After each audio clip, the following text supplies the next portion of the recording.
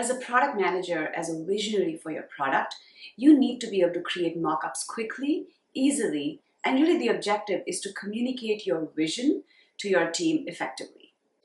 Why do we create mock-ups, and why do I insist that as a product manager, not a UX designer, as a product manager, you still need to be able to create mock-ups? Here's why. Mock-ups are an excellent way to get your team excited about your ideas even before they're fully developed.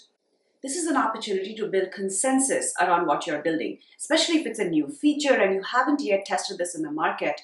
This is the way to get that process started. Now, as an entrepreneur or as a PM, you may or may not have the skills to develop a high-fidelity mockup, and that's really not the objective of this at all. The objective really is for you to be able to present your ideas in a way that is easily digestible by your counterparts, especially if they do not have enough technical experience or direct experience with the product itself.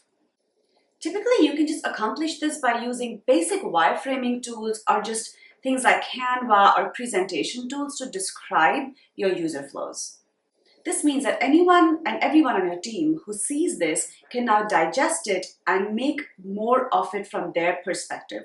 For example, a UX designer can now understand what you are trying to convey through your product requirements, and they can take this to the next level.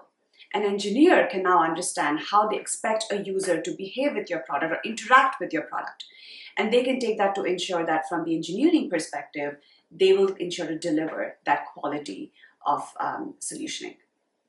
When it comes down to it, there's really two types of mockups, the low fidelity and high fidelity.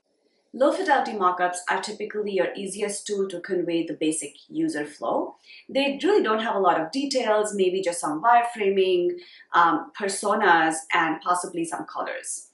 A high fidelity mockup is actually the full visual experience of what the product will look like and is very close to the real thing.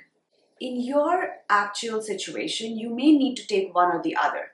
If you're just formulating the idea and trying to present this to your own team and probably to your early users, a low fidelity mockup may go a long way.